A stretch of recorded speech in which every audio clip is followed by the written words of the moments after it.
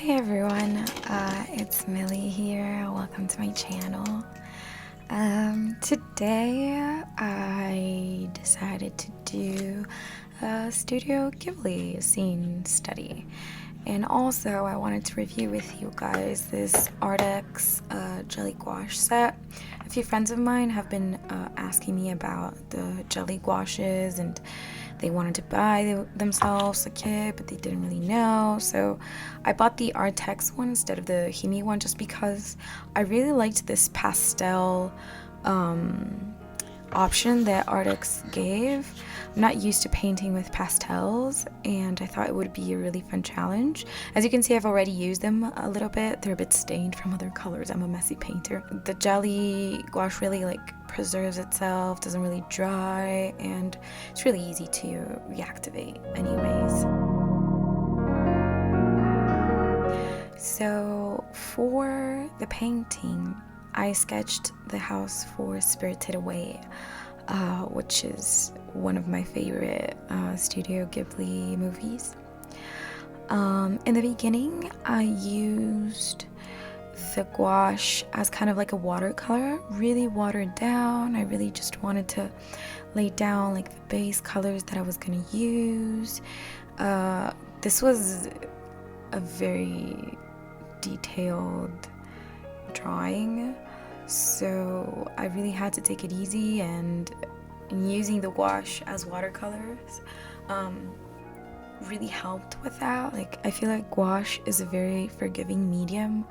You can always add more things, remove things, go from light to dark, dark to light, which is something that you can't actually do with watercolors. On the original illustration, there's you can see each hero and you can see the bridge, but I just wanted to do the house. I love painting houses. It's actually the first thing I started to paint when I started using gouache, so I really just wanted to do the house. No bridges, no characters, not anything. I even dwelled if I was going to add the trees that you'll see later and that you already can see over there sketched.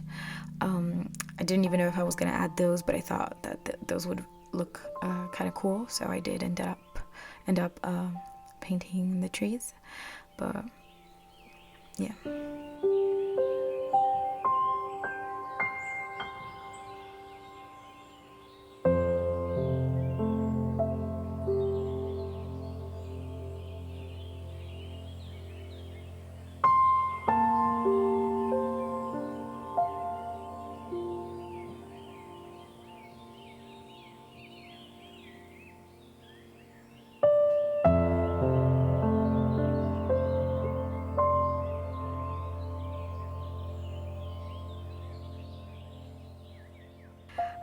I really like the quality of these Jellygouaches.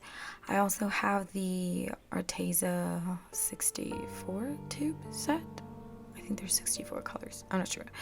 But I also have that one, which I really, really like. I like all the colors that it gives me, but I actually bought the Jellygouache set because I thought about having a travel set to take away with me. I don't actually know if I'm actually gonna use it as a traveling set because it's pretty heavy.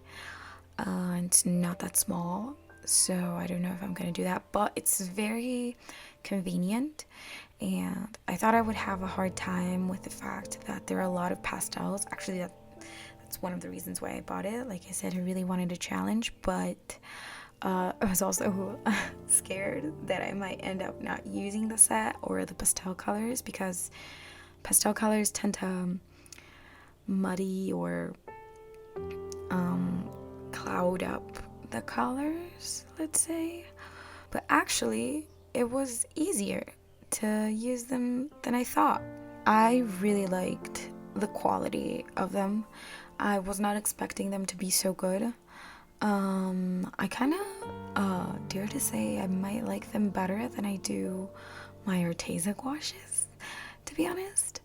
I love that it comes with two huge mixing trays because I use them a lot, It's very handy, and also the paint that is on the mixing tray, especially when I would mix large amounts of paint, it would take a long time to dry. Like sometimes I would have stained the back of one of the trays because you put one onto the other and then you close it up, and because the paint would stay wet, because the jellies stay wet for a very long time. I've had this kit for maybe a couple of months now, and it's still great. And I use a little dropper thingy to activate my paints again in case I feel like they're a little bit more dry, because it's very handy to have them already wet. I think it makes everything a lot faster.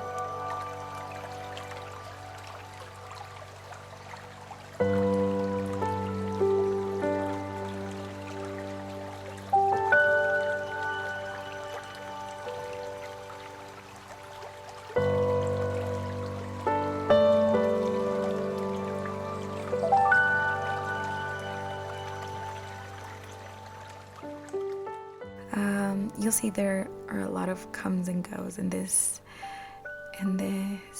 particular painting. I started out thinking, okay, let me lay down the same colors, just block the same color everywhere, and then I'll go into the individual parts of the painting. But then I just started, soon enough you'll see, especially when I start adding the details, I started going from like top to bottom, because I thought it was just easier to focus on one area, finish one area, and then move on. But the reason why I thought differently in the beginning is because of color mixing.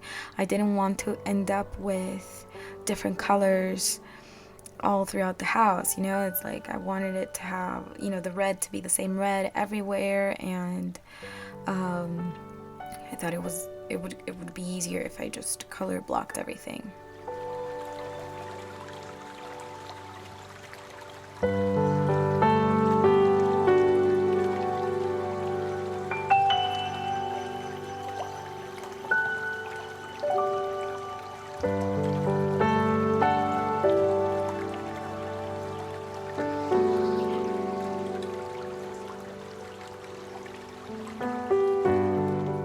Definitely feel like maybe I bit a little bit more than I could chew with this painting. I mean, it's very detailed. It took me a long time to finish because I needed to really sit down and finish it, and I didn't have the time to every day sit down for a couple of hours and do it. So I ended up doing it over the course of maybe 4 or 5 days, because I could only sit for half an hour and get a little bit done, and then I had to go do something else, have to go to work, I don't know. And also, I mean, I would only do it during the day so I could record it. So it took me longer than I thought it would, but I think it also had to do with the amount of detail work I had to put in, because I really wanted it to be very detailed as well.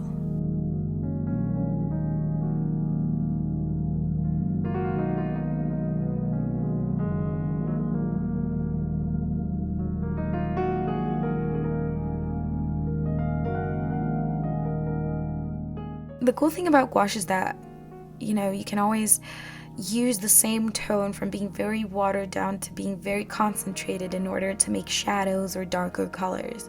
That was a lot of what I did, instead of mixing a darker color. So that's very handy, especially for the rooftops with the green. You'll see soon enough that I have to make like the little stripes on the roof. So instead of mixing a darker color, I would just use that same color, only more concentrated instead of so diluted.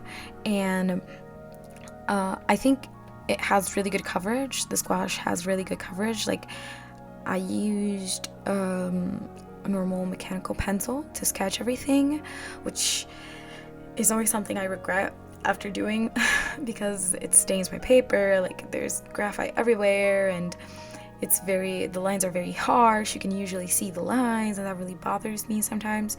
But I managed to cover like almost every single line. I had on this drawing with gouache.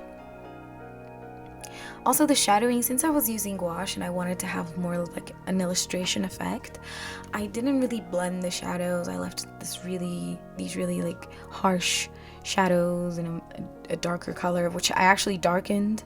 Wasn't just the same color, more concentrated. It was actually a darker color in this case.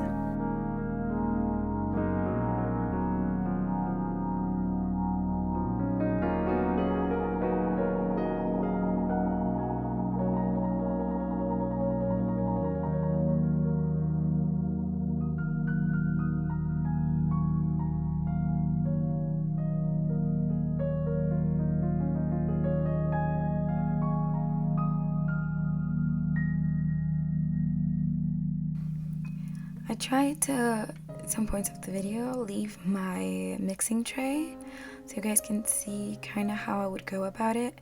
Since it was like a lot of detail and thin lines, I didn't really have to mix a lot of color, but I try to like always use sort of the same colors for everything just to tie everything together.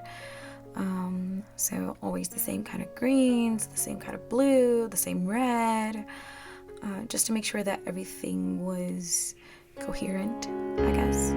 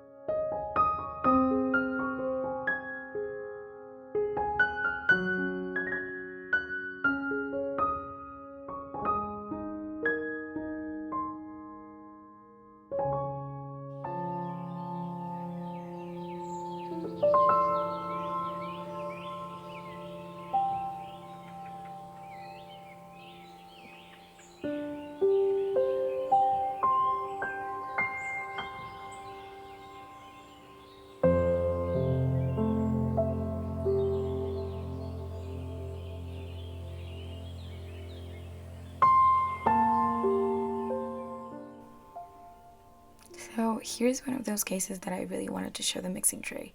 The trees, since they were the front, like the first layer really of the picture, I wanted them to be very thick. I did the rest of the house pretty diluted, also because I didn't want those colors to lift so much when I added the trees in front of them. And I wanted to show you my mixing process. I always have one color, which is the middle color, then I grab that same color, set it aside and do it darker, then the same color, set it aside and do a lighter version of it. just to make it very cohesive. I don't mix from scratch the other two, let's say, variations of that same color, the lighter shade and the darker shade. Both of them are using the color that I had originally mixed. So I always set them down in kind of like blocks, and then I blend them in with my brush being slightly wet but with no colors. This big tree, I had a rough time. I don't know why. I have a hard time with trees and bushes, and I don't think they actually turn out that great. So I was struggling.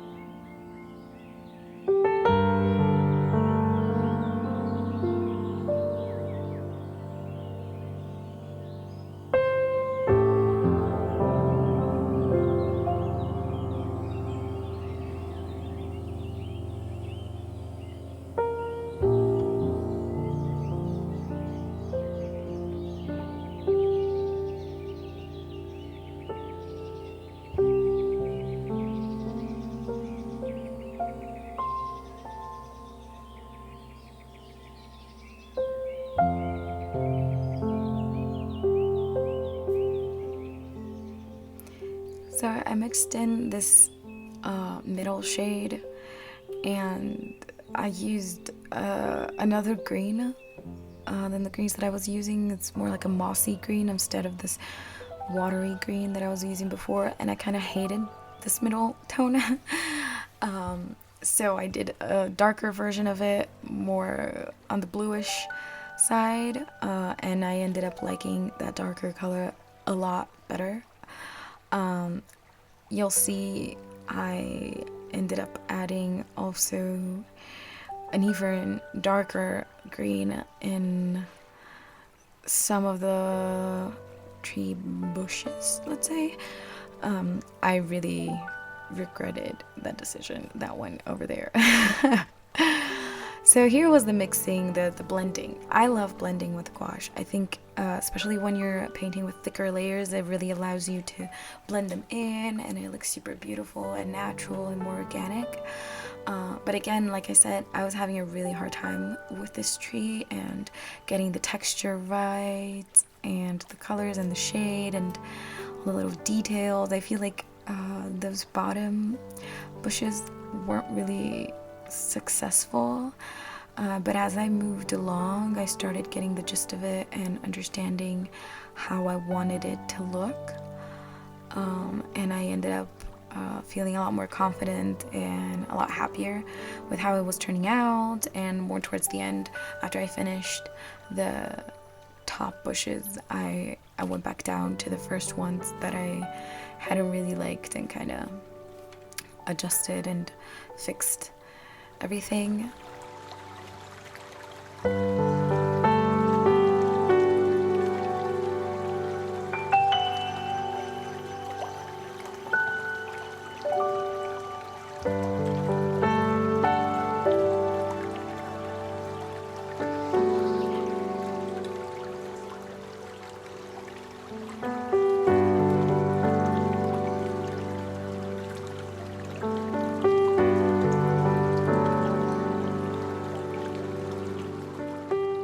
This painting took me a long time, but I think it was worth the hard work.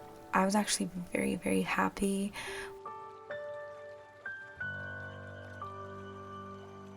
I hope this mini review was helpful and that you enjoyed watching, and I'll see you very soon. Bye.